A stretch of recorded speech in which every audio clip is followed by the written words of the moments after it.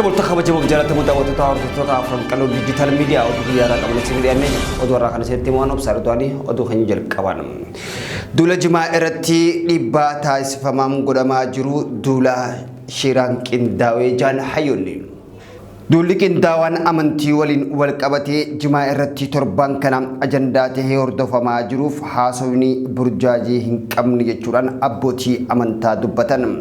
Amantii Islaamaa dahoo godhachuudhaan osoo daa'iwwanii fi muftii ulamaa'otaa bal'inaan irraa dubbachaa turanii haareetti jimaan haraami jaanii ajandaa darbuun hawaasa rakkoo keessa jiru akka hin argamneef dagachiisuudhaaf duula qindaawee jaan.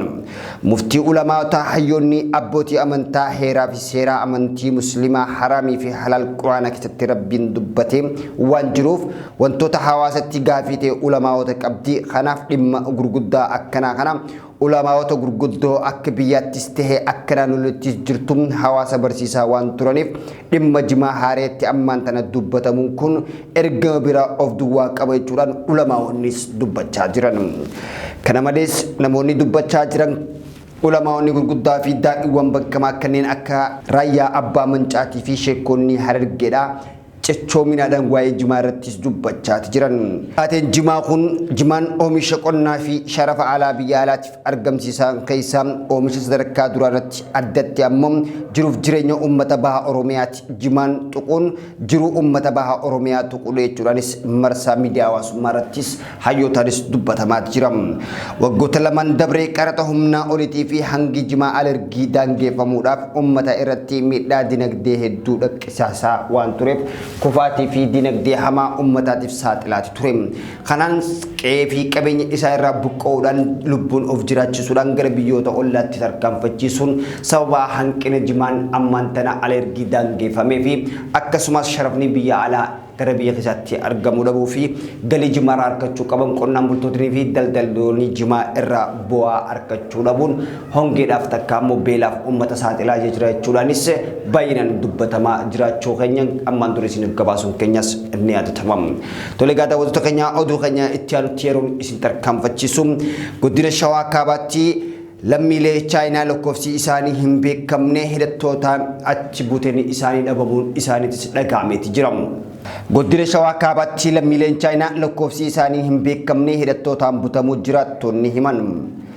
Warshaa simintoo bahaa kan keessatti hojjechaa turan akkasumatti illee naannoo Oromiyaa godina Shawaa Kaabaa aanaa Dagimiitti halee guyyaadhaan gaddaa onkoleessa diidam lolaa hidhattoota waraana bilisummaa Oromootii fi akkasumas humnoota nageenyaa jirutti gaggeeffameen walqabatee lammiileen chaayinaa lakkoofsi isaanii hin beekamne dhaabbata warshaa simintoo yookaan simintoo sheer kaampaanii kan jedhamu keessatti hojjettoota butamuu jiraattonni dubbatan Addis Istaandardis gabaaseeti ture. Jiraattonni aanaa Girar Jaarsoo magaalaa Fiichee kan jiraatan keessatti argaman akka miidiyaalee keessattis yaada isaanii qoodaa turanitti ganama guyyaa Khamiisaadhaan gaddaa eegalee magaalaa Fiichee to'annoo jala oolchuudhaaf hidhattoonni waraana bilisummaa Oromoo kan mootummaa wajjin walitti bu'uudhaan mootummaan gidduutti waraana cimaanis gaggeeffamee ture jechuudhaanis dubbatamaa ture. Akka jiraattonni kun jaanitti loltoonni waraana bilisummaa Oromoo dheengadda galgala warshaa simintoo aanaa Daagam magaalaa Hambisoo irraa kiiloomeetira 5 fagaattee kan argamtu to'annoo jala erga oolchaniin booda lammiilee chaayinaa hojjettoota warshaa lakkoofsi isaanii hin beekamnes fudhatamanii deemamuunis himameeti jira.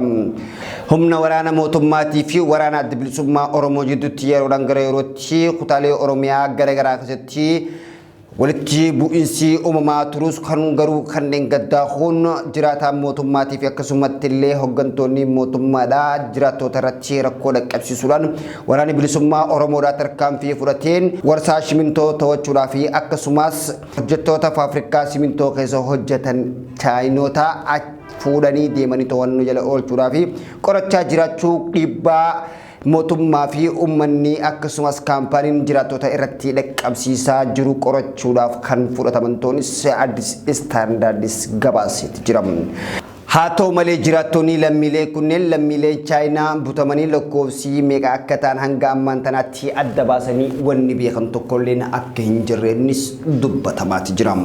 Tole gaa daawwattoota keenya oduu keenya chaanutti ammallee yeroon isin dabarsuu ministeerri muummee Itoophiyaa Dr. Abiy Ahmed baatii onkoleelee isaa keessaa bakka buutota mana marii Itoophiyaa keessatti haala galoo galaanaa argachuudhaaf dhimma jiraachuu fi jiraachuu dhabuudhaan jechuudhaan miseensota mana marii ummatootatti erga ibsaniin booda Jibuutii fi Soomaaliyaa Eertiraan ibsa adda addaa baasaati turan. Erga dubbii muummee ministeeraa Dr. Abiy Ahmed kun dhagaameen boodatti Eertiraan waamicha marii dhimma ulaa galaanaa gaafatu qixa kan dabree fi akkasumas itti dhiyeenyaan hordofan hibboo ta'us himteeti jirti. Deebiin Eertiraan booda biyyoonni biroo maqaan isaanii muummee ministeeraa Dr. Abiy Ahmed Soomaaliyaa fi Jibuutiin waa'ee fedhii ulaa galaanaa Itoophiyaadhaaf deebii gaarii hin kennine argamaati jira. Gaafiin ulaa galaanaa Itoophiyaan gaanfa Afrikaattis yaaddoo ta'ee uumamaati jira. Biyyoota Afrikaa gurguddoo keessaa tokko kan taate Itoophiyaan ulaa galaanaa kan dhabdee waggoota 30 dura Eertiraan walabummaa isii labsachuudhaan hordofee achiin boodatti rakkoo ulaa galaanaatiin isii mudate ta'uunis ni beekama.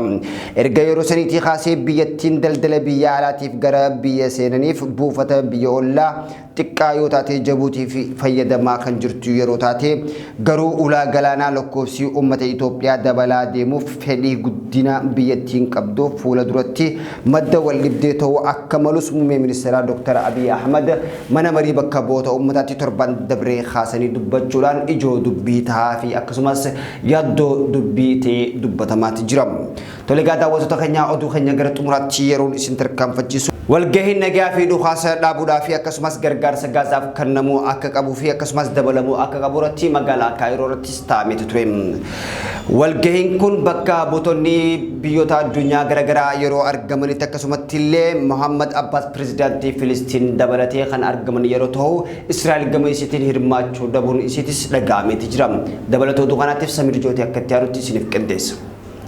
Hooggantoonni addunyaa Kaayirootti nagaaf walitti qabaman dilbata dabree Israa'elii fi Hamaas jidduutti dhukaasa dhaabuu gaafataniiti jiru.